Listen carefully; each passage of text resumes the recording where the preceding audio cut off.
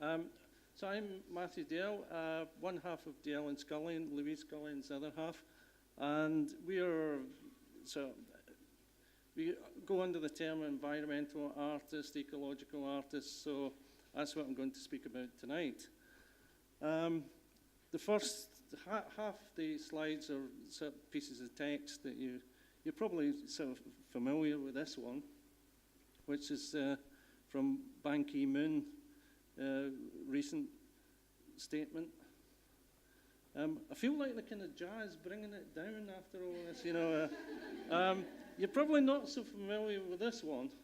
Like in the last 30 years, 421 million birds, we've lost them throughout Europe.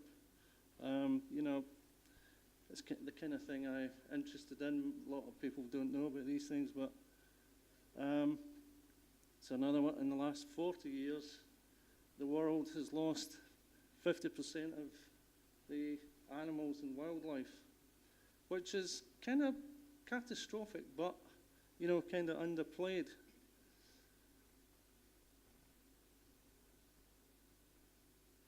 And this is from E.F. Schumacher. In growth for the sake of growing, no one inquires after its final shape.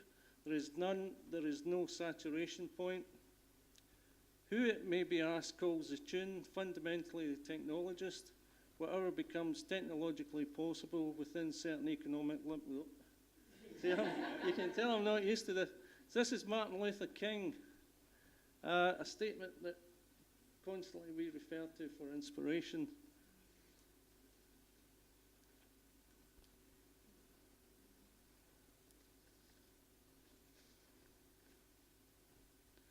So I suppose one of the things, Louise and I, we kind of feel we have to respond to this type of information.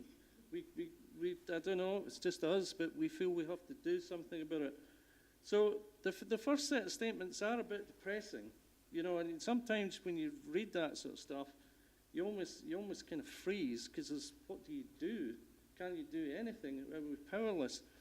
But we kind of draw a lot from that, and as Martin Luther King said, that the artist can depict a world, another way of doing things, another way of looking at things, another way of seeing things, rather than this underlying oppressive sort of philosophy of capital, growth, profit that taints everything.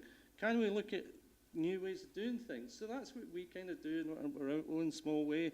And one of the things we're interested in is reconnection, reconnecting people to nature.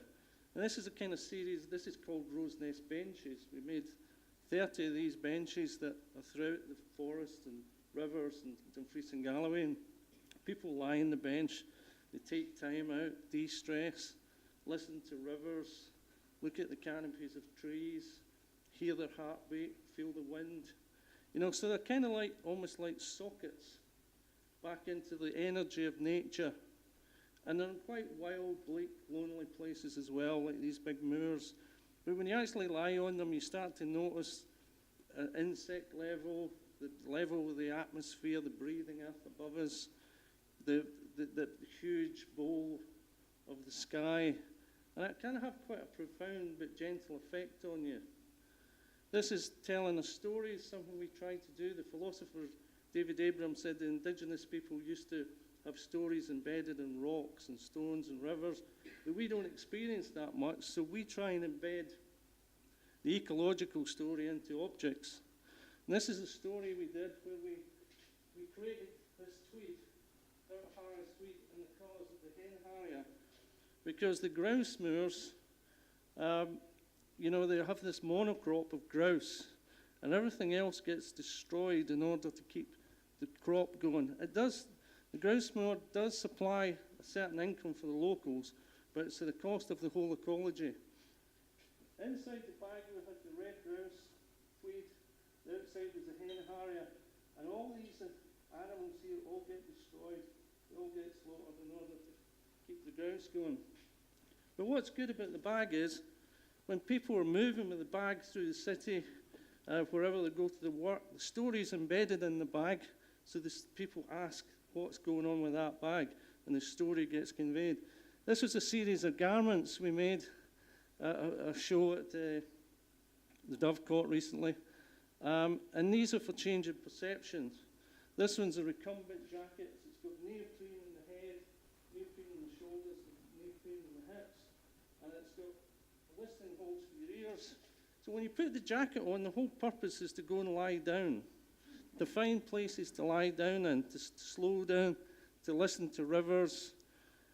This is the rain jacket. This is made to experience rain. Normally we have our umbrellas, our Gore-Tex, but actually the rain's a wonderful thing to feel in your skin, to feel in your head. This boy is wearing the rain jacket. It's a neoprene collar. It's Harris tweed again, which is quite waterproof, and it's actually really beautiful to feel the rain in your head and your skin. This is a silhouette jacket, and she's got the hood up, because the most fearful thing for all the rest of nature is the human silhouette. And once you get to where you want to go, you flip the hood up, and you come like a boulder. And actually, the birds and the animals come much close to you.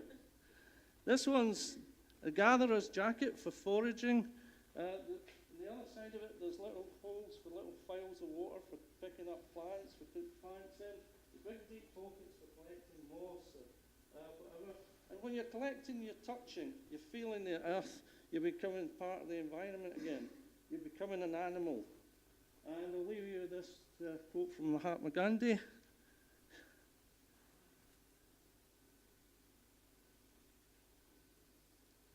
That's it. Thank you.